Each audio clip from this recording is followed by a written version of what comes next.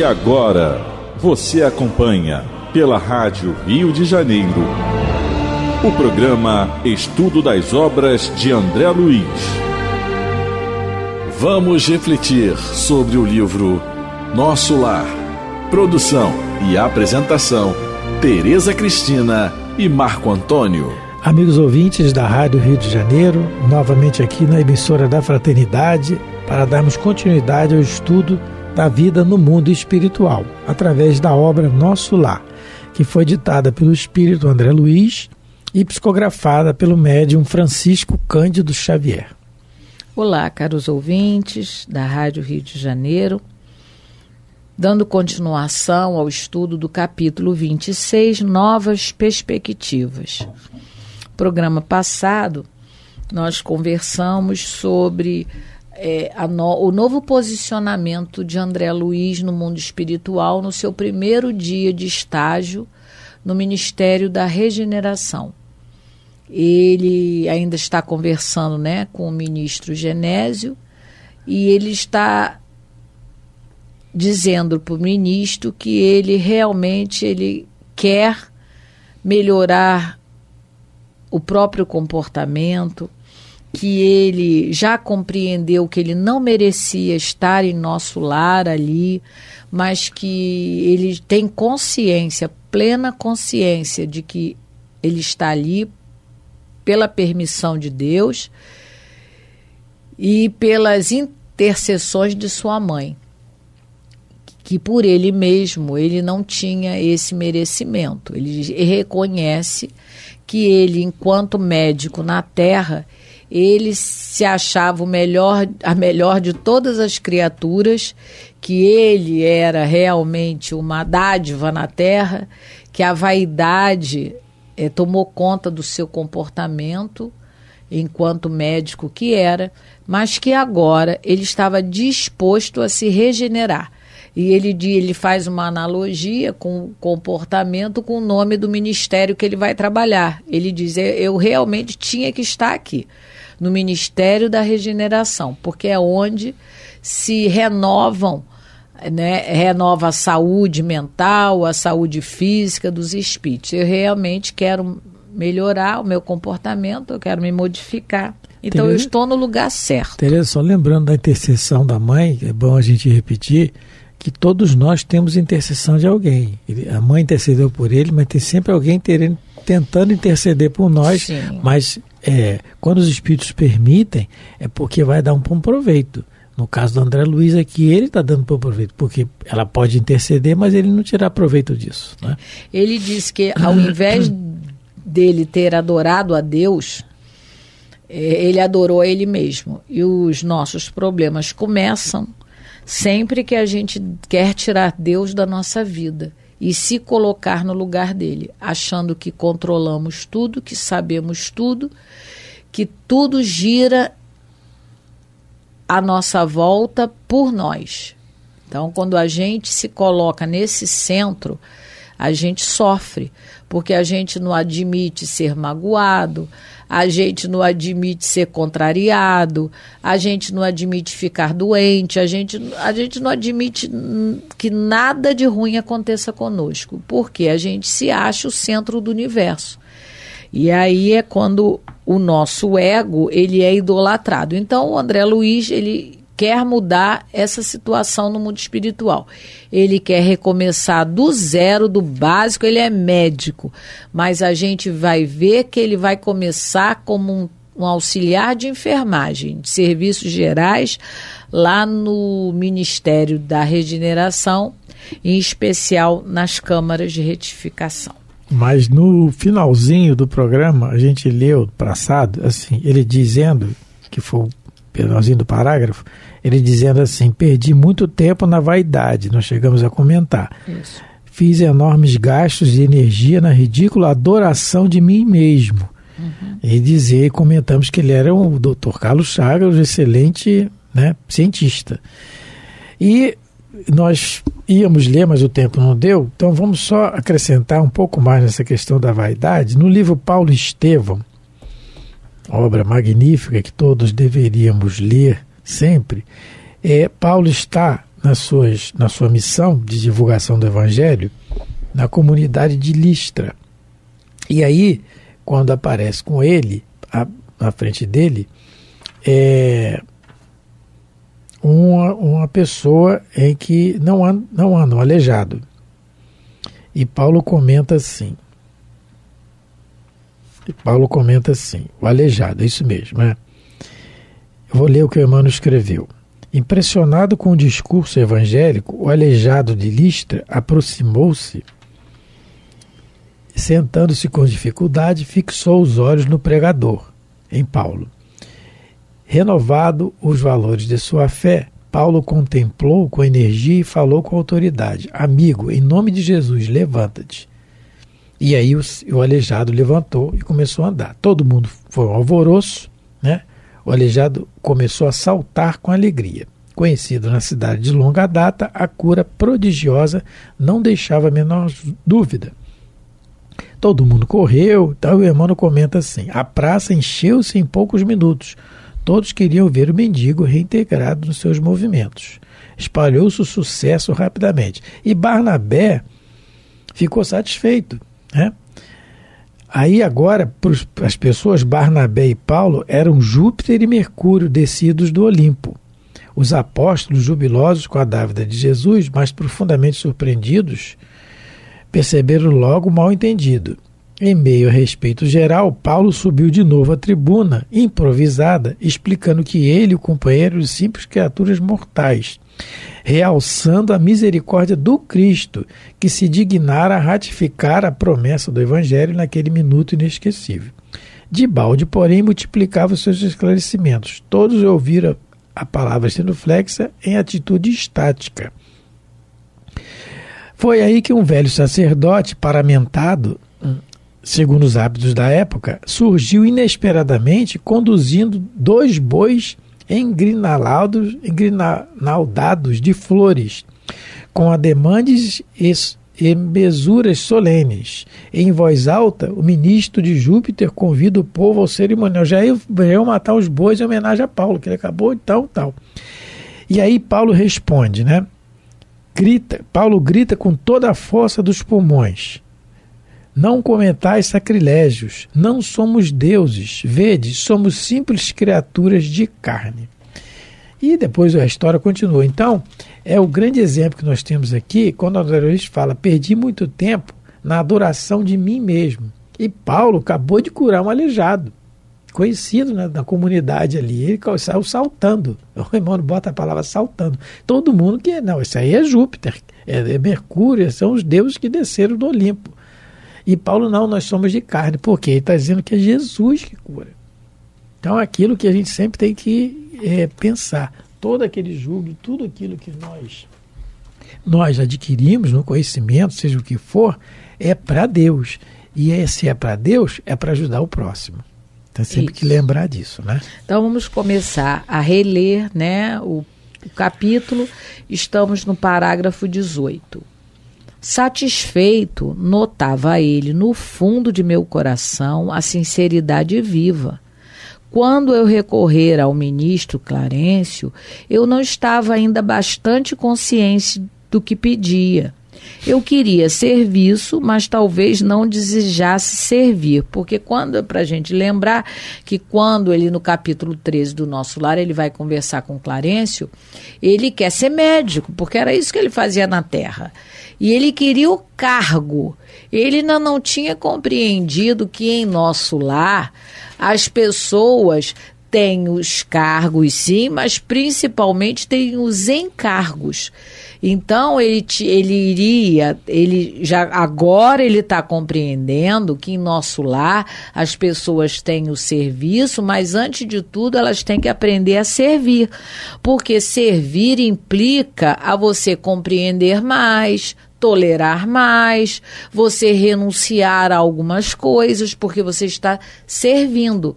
Então, qualquer um de nós temos que ver se onde nós trabalhamos ou onde nós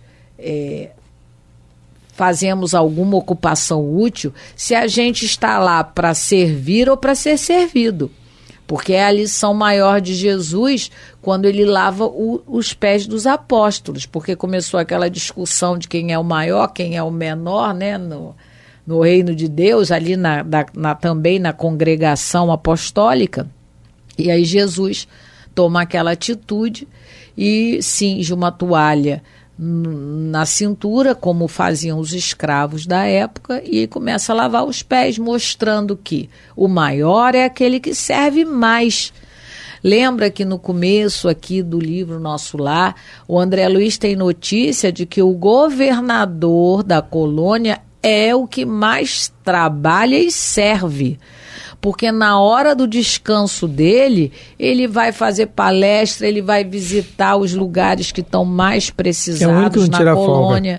Né? O único que não tira folga. Então, mas ele já aprendeu a questão do serviço. Então, o André Luiz agora, ele está tendo a noção exata de que mais do que ter um cargo, é você saber lidar com os encargos desse cargo.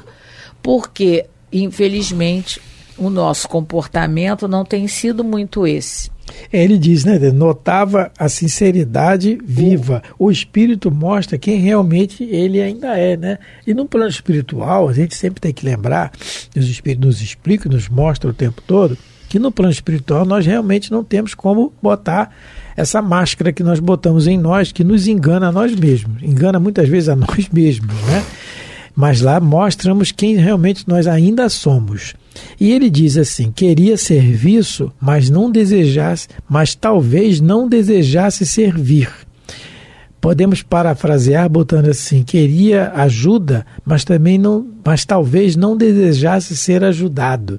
No livro Obreiros da Vida Eterna, nós temos lá a Casa Transitória de Fabiano, que é uma estação de socorro que ela transita, ela se move, por isso que é a casa transitória, ela se move pelas regiões de umbral de sofrimento e de dor, recolhendo aqueles que já podem ser ajudados. E esse podem ser ajudados, o André Luiz fica indignado algumas vezes em certos trechos no livro. Por que não ajuda todo mundo? Porque nem todo mundo que está gritando quer ser ajudado realmente, que é o que o André Luiz está falando. E um trecho aqui do livro, em que a irmã Zenóbia, que é a diretora do posto, ela fala assim, todavia, será inútil procurar socorro sem modificação substancial para o bem. Sofredor algum será recolhido tão só porque implore abrigo com os lábios. Então, a transformação substancial para o bem, ela é vista, ela é estampada no espírito. Emite deles essa vontade. São as ondas que saem do espírito, no caso aqui desencarnados do perispírito, elas são ondas dessa vontade de se transformar realmente. Aí eles são recolhidos, que é o que o André Luiz está falando aqui. Queria serviço, mas talvez não desejasse servir. Queria ajuda, mas talvez não desejasse ser ajudado. Porque são coisas que, né, nós nos enganamos muitas vezes conosco mesmo. Então, essa modificação substancial é que é necessária. No livro Fonte Viva, a gente marcou aqui um capítulo, que é o capítulo 82, que vai nos ensinar, não é, a importância da gente aprender a servir. O título do capítulo é Quem Serve, Prossegue. E Emmanuel pega uma passagem de Marcos em que Jesus fala: o Filho do Homem não veio para ser servido, mas para servir. E está em Marcos, capítulo 10, versículo 45. E nesse capítulo do livro Fonte Viva, o Emmanuel vai começando a traçar que na natureza tudo serve. Os animais, o vento, as plantas, tudo servem. E ele diz uma coisa interessante, que a pessoa que se habitua a ser invariavelmente servida em todas as situações, não sabe agir sozinha em situação alguma. A criatura que serve pelo prazer de ser útil, progride sempre. Aí ele coloca que o aprendiz do Evangelho, que não improvisa a alegria de auxiliar os semelhantes, Quer dizer, porque servir alguém é você proporcionar a esse alguém algo a mais do que a obrigação que você tem que fazer. É o que a gente comentou em alguns programas anteriores, aquele médico que a obrigação dele ali é passar uma receita, mas ele abraça, ele conversa, ele se interessa pelo paciente. E aí ele continua. O aprendiz do Evangelho, desculpa. Quando a Teresa diz do médico, que realmente só faz aquilo que é necessário e não faz o algo a mais, é o capítulo 16 do Evangelho segundo o Espiritismo. Não se pode servir a Deus e a Mamon.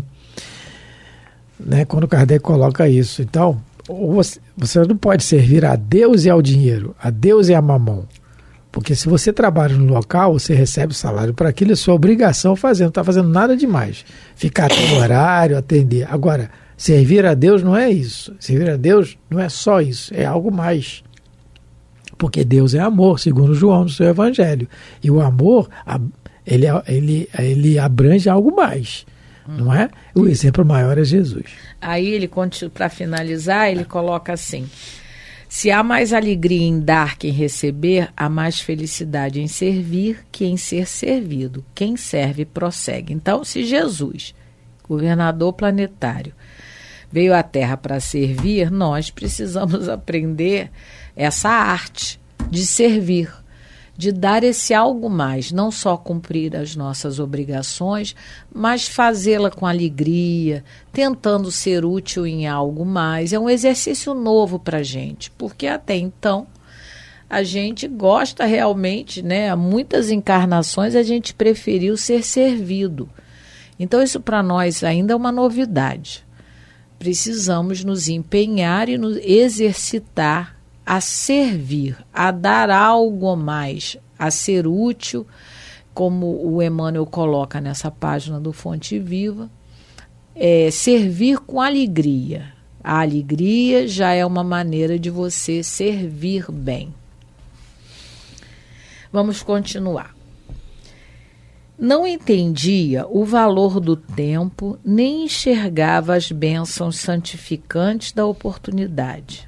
No fundo, era o desejo de continuar a ser o que tinha sido até então. O médico orgulhoso e respeitado, cego nas pretensões descabidas do egotismo em que vivia, encarcerado nas opiniões próprias, olha só, né? Então, ele já reconheceu que quando ele foi para Clarence, ele queria o cargo de médico. Ele queria continuar a ser o que era na Terra. Então ele diz assim, né, não entendia o valor do tempo. O valor do tempo. Como a gente não entende. Como ele já disse lá anteriormente, já tinha dito. Ele falou assim, perdi muito tempo na vaidade inútil. E agora ele volta a falar, não entendi o valor do tempo. Então ele perdeu porque ele não entendia. Como nós não entendemos. Como nós ainda muitas vezes não entendemos. A gente não valoriza. E ele voltando a dizer, um grande médico, né, muito inteligente. E no capítulo número 7 do Evangelho segundo o Espiritismo, nós temos aqui no item 13, em que Kardec coloca a missão do homem inteligente na Terra. O homem inteligente. Todo mundo, todos os espíritos são criados simples e ignorantes. Todos. Se nós conseguimos adquirir uma inteligência para nós é porque foi esforço de cada um. Se cada um, fulano é tão inteligente, eu sou tão burro, fulano, que é muito inteligente, com o passar das existências do seu esforço pessoal, ele conseguiu adquirir esse patrimônio da sua inteligência, ele não perde, não é? Então, agora, como nós lemos anteriormente, tudo provém de Deus, tudo é para Deus. Então, se eu adquiri esse patrimônio da inteligência através do meu trabalho, foi com a permissão e a ajuda divina, não é? Bom, raciocinando assim, se eu já sou inteligente, qual é a minha missão dessa inteligência? E aí, o Allan Kardec pega a mensagem do Espírito Ferdinando, está no item 13 do capítulo 7 do Evangelho. missão do homem inteligente na terra. Ele diz assim: não vos ensoberbeis do que sabeis, porquanto esse saber tem limites muito estreitos no mundo em que habitais. Suponhamos sejais sumidades em inteligência nesse planeta. Nenhum direito tendes de envaidecer-vos. Se Deus, em seus desígnios, vos fez nascer num meio onde pudesse desenvolver a vossa inteligência, então Deus me dá o meio, mas quem desenvolve sou eu. É que quer que a utilizeis para o bem de todos. Aí é que está a questão. Aí começa a questão. Desenvolver para o bem de todos, porque Deus é amor. Deus é amor. Deus não é egoísmo, não é orgulho, não é vaidade, não é soberba. Ele é amor. E aí ele continua: é uma missão que vos dá, pondo-vos nas mãos o instrumento com que podeis desenvolver por vossa vez as inteligências retardatárias e conduzi-las a ele. Então, olha só o raciocínio: conduzir as inteligências retardatárias, que aquele que é inteligente hoje já foi um dia.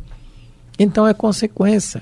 Por isso, como isso é a missão do homem inteligente enquanto encarnado na Terra, por isso que o André Luiz fala aqui que perdeu muito tempo.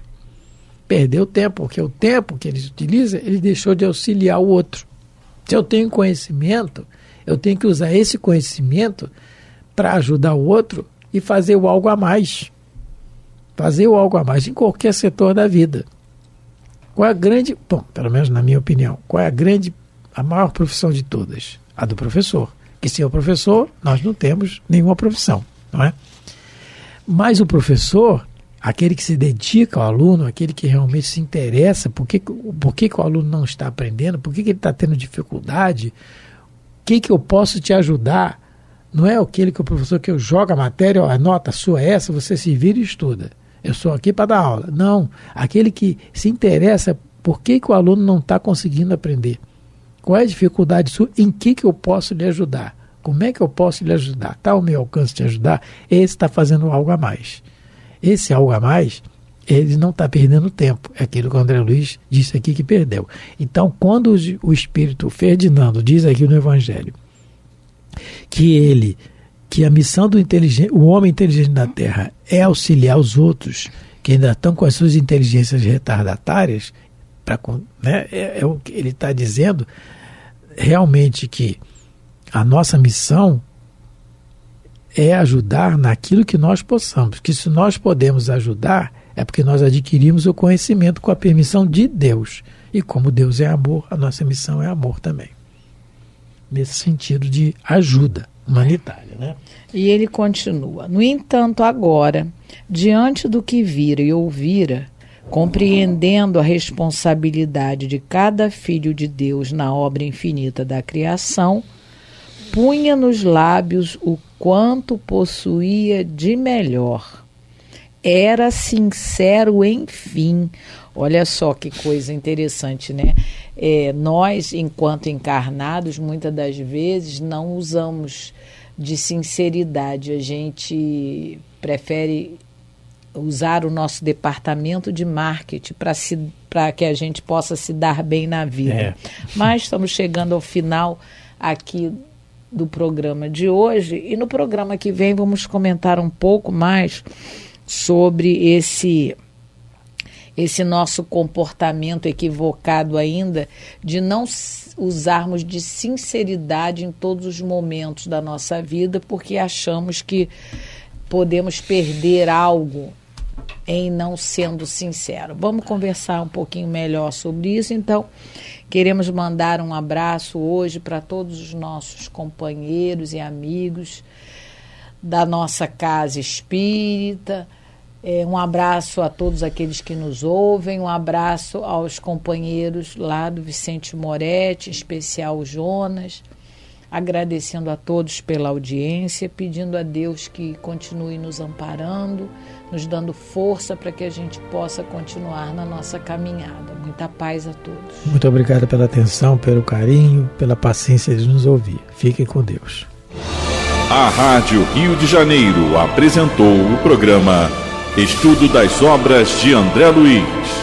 Produção e apresentação: Tereza Cristina e Marco Antônio.